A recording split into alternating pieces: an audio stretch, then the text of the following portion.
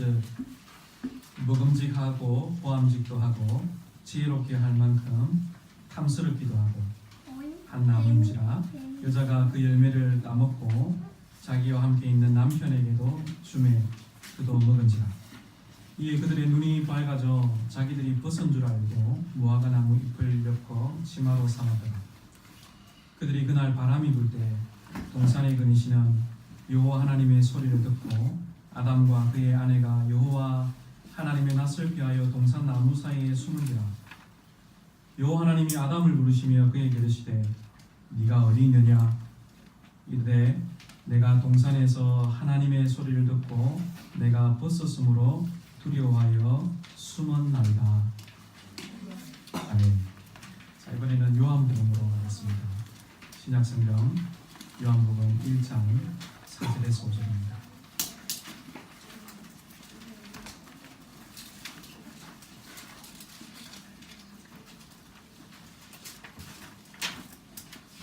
요한은 복음서를 시작하면서 태초에 계셨던 하나님의 말씀으로부터 시작하고 있습니다.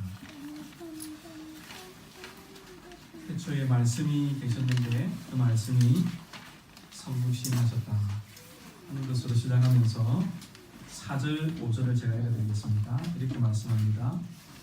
그 안에 생명이 있었으니 이 생명은 사람들의 빛이라. 빛이 어두움에 비치되 어두움이 깨닫지 못하더라. 아멘. 기도합시다. 하나님, 이제 주의 말씀을 저희들 듣기를 원합니다. 이 성탄절에 하나님께서 우리에게 주시는 음성을 우리가 잘 들을 수 있도록 인도하여 주옵소서. 예수님의 이름으로 기도드리옵나이다. 아멘. 아멘.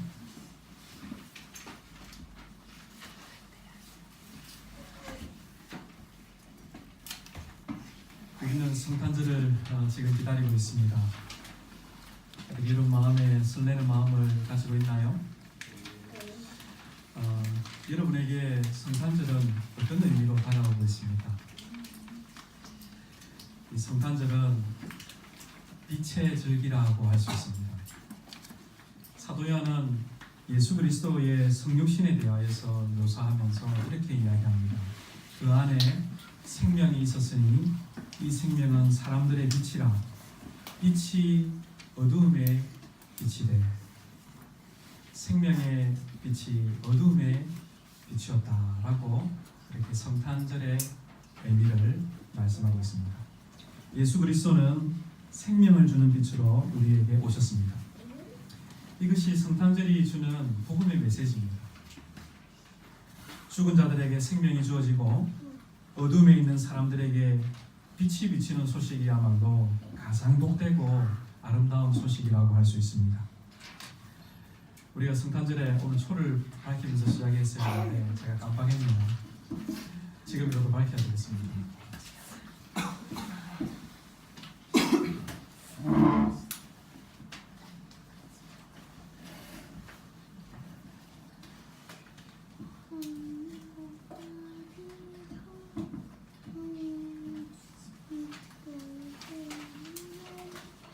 이 성탄절의 초에는 의미가 들어져 있습니다. 첫 번째 초는 희망을 이야기하고, 두 번째는 평화를, 세 번째는 기쁨을, 그리고 오늘 네 번째 초는 사랑을 의미한다고 할 수가 있겠습니다. 근데 그것이 주님과 상관이 없는 것이 아니라 바로 그리스도가 우리의 빛이시다. 우리의 소망이요, 우리의 평화요, 우리의 기쁨이요, 그리스도가 바로 하나님이 우리에게 보여주신 사랑이다. 그리스도는 세상의 빛이다 하는 것을 우리가 이렇게 초를 교회가 밝힘으로써 나타내는 것이죠. 오늘 왼쪽에는 성탄 추리가 장식되어져 있습니다. 성탄 추리가 그냥 장식되어진 것이 아니라 이 운명의 혜택을 받아서 빛을 막 받아야 되었습니다. 이렇게 성찬의 빛을, 추리의 빛을 밝히는 이유도 바로 주님이 이 세상에 빛으로 오셨다 하는 것을 우리가 나타내기 위해서 그렇게 하는 것입니다. 아마 세상 사람들은 잘 알지 못하고 그냥 분위기가 좋으니까 그렇게 의미 없이 하는 사람들도 있을지 모르겠습니다. 그래서 예전에 주유소에 가면 가장 이 성탄절에 밝게 빛이 빛나는 사람들 그것은 이제 손님들을 끌기 위한 빛이지요. 그러나 우리는 교회 안에서 바로 그리스도가 이 세상에 빛으로 오셨다 하는 그 메시지를 들어야 하는 것입니다. 여러분, 성탄의 이 트리와 초는 그러므로 복음의 도구라고 할 수가 있겠습니다. 생명의 빛이 빛이신 구주가 오신 것을 우리가 축하하는 것입니다. 태초에 하나님은 빛이 있으라라고 그렇게 말씀하시자 어두움에 빛이 나타나게 되었습니다.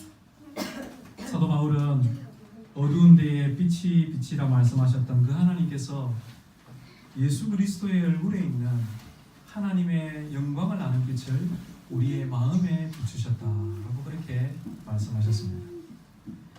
태초에 비치던 창조의 빛은 바로 이 성탄절의 빛을 겨냥합니다. 옛 세상이 창조의 빛과 더불어 시작된 것처럼 새로운 세상은 생명의 빛이신 우리 구주로 말미암아 시작되었습니다. 아침 해가 떠오르면 어두움이 사라지게 됩니다. 마찬가지로 예수 그리스도는 세상의 모든 어두움을 물리치는 여명의 빛으로 오셨습니다. 주님으로 말미암아 새로운 세상이 시작되어진 것입니다. 그래서 주님은 우리에게 이렇게 말씀하십니다. 나는 세상의 빛이니 나를 따르는 자는 어두움에 다니지 아니하고 생명의 빛을 얻으리라. 우리가 성탄절에 들어야 할 주님의 복된 음성입니다. 오늘 이 주님의 음성을 여러분이 듣기를 축원드립니다. 하지만 빛은 여전히 위협적입니다. 왜냐하면 빛은 어두움을 쫓아내기 때문입니다. 빛은 어두움 속에 가려진 모든 것을 드러내고 까발립니다. 사람들은 어두움 속에서 자신의 은밀한 것을 감추어 두기를 좋아합니다. 그렇게 하고 싶어 합니다. 왜냐하면 빛 가운데 드러나는 것을 두려워하기 때문입니다. 구약 성경에서 우리 하나님은 이스라엘 안에 거하시는 빛이셨습니다. 그런데 이 하나님의 빛은 사람들에게 너무나 두려운 것이었습니다. 사람들에게 너무나 위협적인 것이었습니다. 하나님의 빛이 너무나 두려웠기 때문에 사람들은 그 빛을 보고 살아남을 사람이 아무도 없었습니다. 그래서 선지자 이사야는 성전에서 가득한 그 하나님의 영광의 빛을 보고는 화로다, 이제 나는 망하게 되었다 라고 그렇게 탄식을 했던 것입니다. 시내산에서 하나님의 영광이 시내산 꼭대기에 가득하게 임재하였을 때에 이스라엘 백성들은 그 광경을 보고 매우 두렵고 떨었습니다. 그래서 모세에게 가서 우리가 그것을 더 이상 보지 않도록, 그 음성을 우리가 듣지 않도록 그렇게 해주십시오 라고 그렇게 간청했던 것을 우리 성경에서 읽을 수 있습니다. 주님이 탄생하시던 날 밤에 목자에게 천사들이 찾아왔습니다. 그때에 주님의 영광이 그 목자들에게 두루 비추었습니다. 그런데 성경은 어떻게 기록하느냐 하면 그 목자들이 주님의 영광을 보고 크게 두려워하였다라고 그렇게 기록하고 있습니다. 하나님의 거룩하심 때문이었습니다. 그래서 하나님은 이스라엘 백성들이 이 하나님의 거룩하신 위엄으로부터 죽지 않고 보호를 받기 위하여서 하나님 자신의 빛을 성막 안에 감추어 두셨습니다. 하나님의 영광의 빛이 성막 안에 감추어졌었고 이스라엘 백성들은 하나님의 거룩하심으로부터 보호될 수 있었던 것입니다. 성막 안에는 하나님이 빛 되신다는 것을 나타내는 중요한 상징물이 하나가 있습니다. 무엇일까요? 그것은 이스라엘 사람들이 메노라라고 불리우는 7가지로 되어져 있는 등대입니다. 이 등대는 항상 성막 가운데서 꺼지지 않고 밝혀두어야 했습니다. 제사장들이 해야 할 일들이 바로 그것이었죠. 제사장들은 저녁부터 아침까지 항상 그 등대의 불이 꺼지지 아니하도록 기름과 그 심지를 살피는 일을 하는 것이 구약의 제사장들의 중요한 일이었습니다. 하나님이 이스라엘의 빛이라는 것을 그 등대가 보여주는 것이었습니다. 예수 그리스도께서 나는 세상의 빛이라 라고 말씀하신 것은 이전에 구약시대에 위험에서 사람들을 보호하기 위해서 감추어 두셨던 그 하나님의 빛이 이제 세상에 드러났다. 이제 세상에 나타났다는 것을 의미합니다. 하나님의 빛이 세상에 나타났습니다. 여러분, 이것은 주님을 따르는 자들에게는 생명을 주는 좋은 소식, 굿뉴스요, 복음이지만 여전히 하나님에 대해서 무지하고 오해하고 하나님이 보내신 하나님의 아들을 따르지 않는 사람들에게는 두렵고 위험하고 치명적인 것이라는 말입니다. 여러분, 성탄절의 빛은 그것을 거절하는 자에게는 예나 지금이나 여전히 위협적입니다. 죽음에 이르는 빛입니다. 사람들은 의미 없이 그 성탄절의 빛을 인하여 분위기를 찾고 그것을 인하여 감상에 빠져들지 모르겠지만 성탄의 빛을 거절하는 사람들에게는 하나님께서 죽음을 말씀하십니다. 우리는 구약시대가 죄에 대하여서 지금 우리 시대보다 더 엄격했을 것이라 생각합니다. 우리는 신약시대, 은혜의 시대에 살기 때문에 하나님께서 죄에 대하여서 이전보다도 더 관대하고 더 느슨했을 것이라고 그렇게 생각하는 것입니다. 그러나 이것은 오해입니다. 그리스도의 복음은 죄에 대하여서 더 철저한 회개를, 더 철저한 태도를 우리에게 요구하고 있습니다. 그래서 주님이 빛으로 이 세상에 오셨을 때에 가장 먼저 하셨던 말씀이 회개하라. 즉, 네 마음을 돌이키라. 천국이 가까워왔느니라 라고 그렇게 말씀하셨던 것입니다. 주님께서는 여러 가지 중요한 설교를 많이 하셨는데 그 첫 번째 설교가 산상설교였습니다. 그 첫 번째 설교에서 주님은 천국 백성들에게 철저한 천국 백성의 윤리를 말씀하셨습니다. 내가 율법이나 선지자를 폐하러 온 줄로 생각하지 말라. 폐하러 온 것이 아니라 완전하게 하려 내가 왔다 라고 그렇게 말씀하셨습니다. 모세는 살인하지 말라라고 말하였지만 나는 너희에게 말하노니 형제에게 노하는 자마다 심판을 받고, 모세는 간음하지 말라라고 말하였으나 나는 너희에게 말하노니 음욕을 너희 마음에 품고 여자를 보는 자마다 이미 마음에 간음하였느니라 그렇게 말씀하셨습니다. 구약의 제사는 염소와 황소와 이런 짐승을 통하여 하나님 앞에 드리는 제사였습니다. 그러나 여러분, 신약의 예배에서 하나님은 우리의 몸을, 우리의 삶을 거룩한 산제사로 요구하십니다. 하나님께서는 더 철저한 제자도를 그리스도 안에서 우리에게 요구하고 계십니다. 이것이 바로 새 언약의 시대입니다. 성탄절의 빛이 어두움의 빛이었기 때문입니다. 오늘은 대강절 마지막 주일입니다. 대강절은 모두 4주가 있지요. 그 중에서 4번째 주일입니다. 대강절은 영어로 어드벤트라고 부릅니다. 이 말은 라틴어 어드벤투스라는 말에서 기원합니다.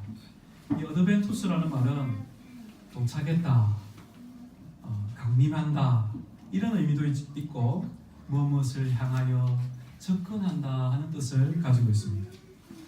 지금 우리는 성탄절을 향하여 나아가고 있습니다.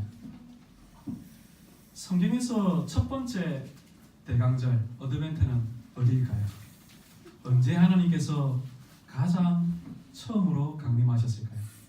오늘 우리 창세기 3장에서 하나님께서 처음으로 사람들을 찾아 강림하신 것을 읽었습니다.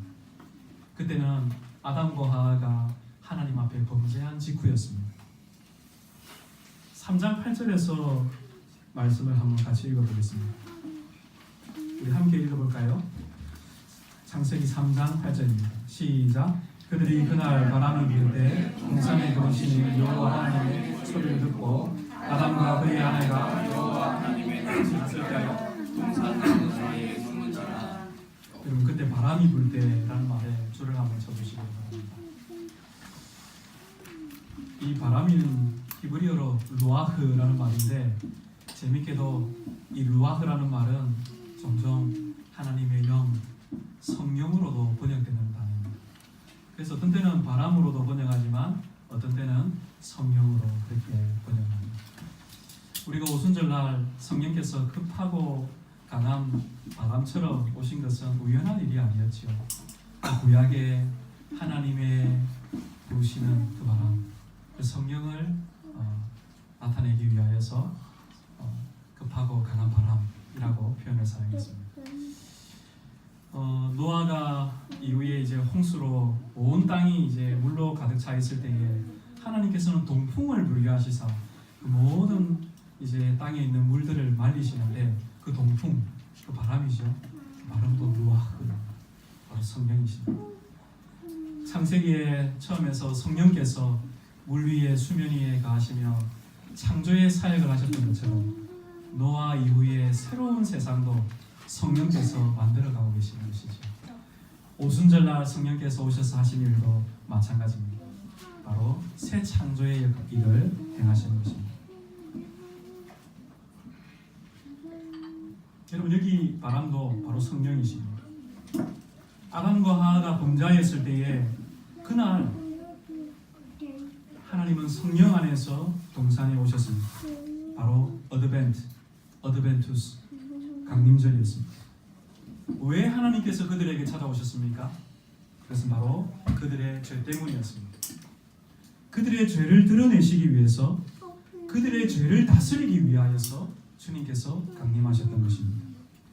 그날 이후로 빛이신 하나님이 오실 때마다 사람들의 죄와 어두움을 드러내십니다. 하나님의 빛이 우리들의 마음에 비칠 때에 대체로 사람들의 반응은 아담과 하와 같이 행동합니다. 수치를 가리고 하나님의 얼굴을 피하려고 합니다. 숨으려고 합니다. 이것이 우리가 받는 유혹입니다. 오늘 요한은 하나님의 빛이 어두움의 빛이 되라고 그렇게 말씀하고 있습니다. 하나님의 빛이 우리의 죄 가운데, 우리의 어두움에 비칠 때에 우리는 유혹을 받습니다. 그것을 피하고 거기로부터 숨고 하나님으로부터 도망치려고 하는 것입니다. 오늘 우리는 성탄절을 기다리면서 이 유혹을 거절하도록 결심해야 합니다. 그러면 어떻게 우리가 이 유혹을 거절할 수 있을까요?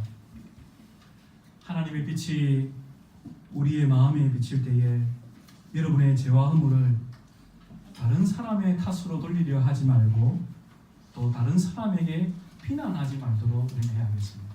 이것이 오늘 우리 대강절에 주시는 중요한 빛이 비칠 때에 우리가 해야 할 첫 번째 태도입니다. 어떻게 하라고요?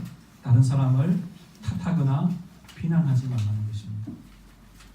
아담은 하와에게 자신의 책임을 전가합니다. 아내를 비난합니다. 심지어 아내를 주신 하나님을 향하여서 비난합니다. 하나님이 주셔서 나와 함께 있게 하신 이 여자가 그 나무 열매를 주므로 내가 먹었나이다, 이렇게 변명하였습니다.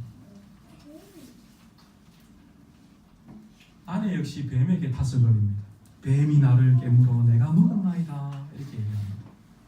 여러분, 우리는 다른 사람들을 비난하고 나의 죄와 허물을 다른 사람 탓으로 돌리려고 하는 모든 유혹을 여러분 이 시즌에 우리가 거절하기로 결심해야 하는 것입니다.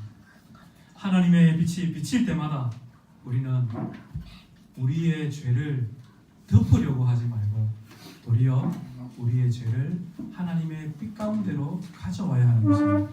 이것이 두 번째입니다.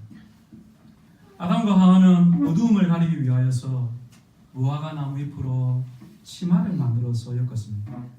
왜 그랬을까요?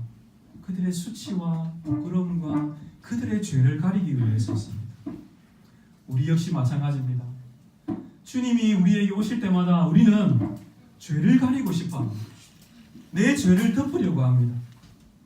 아담처럼 하나님의 얼굴을 피하여서 숨으려고 합니다. 이것이 죄인의 본성입니다. 그러나 오늘 빛 대신 주님께서 우리에게 말씀하십니다. 우리의 죄를 가리려거나 우리의 죄를 덮으려고 하지 말라는 것입니다. 우리의 죄를 빛 가운데로 가지고 오라는 것입니다. 이것이 세 번째 메시지입니다. 빛 대신 주님으로부터 돌아서지 말고 그 빛을 향하여 나아가야 하는 것입니다. 여러분, 우리의 죄를 해결하기 위해서 우리는 유일한 길이 바로 이 길이라는 것을 우리는 명심해야 하겠습니다. 요한일서 1장 6절에서 7절에서 사도 요한은 우리에게 아주 중요한 말씀을 합니다. 우리가 하나님과 사귐이 있다 하고 어두움에 행하면 거짓말을 하고 거짓을 행하지 아니함이거니와 그가 빛 가운데 계신 것 같이 우리도 빛 가운데 행하면 우리가 사귐이 있고 그 아들 예수의 피가 우리를 모든 죄에서 깨끗하게 하실 것이라 하고 그렇게 약속하십니다. 사랑하는 여러분, 주님의 빛 앞으로 우리의 어두운 죄를 가지고 와야 합니다. 때로는 그것이 우리에게 죽음처럼 느껴질 수 있습니다. 그러나 그 빛이 비치면 어둠이 쫓겨가고 새로운 생명의 역사가 우리 가운데 시작되어지는 것입니다. 왜냐하면 그 빛은 생명의 빛이기 때문입니다. 우리의 모든 죽음 같은 어둠을 이기는 길은 오직 내 마음에 그리스도의 빛이 비치고 나의 죄를 그 빛 가운데로 가져가는 길 외에는 다른 길이 없습니다. 아무쪼록 여러분에게 이 성탄절의 빛, 그리스도의 빛이 비추어서 그리스도 안에서 자유와 기쁨과 소망과 사랑을 발견하는 귀한 절기가 되기를 주님의 이름으로 축원드립니다. 주님 주신 말씀에 찬송으로 응답드리도록 하겠습니다. 찬송가 60장입니다.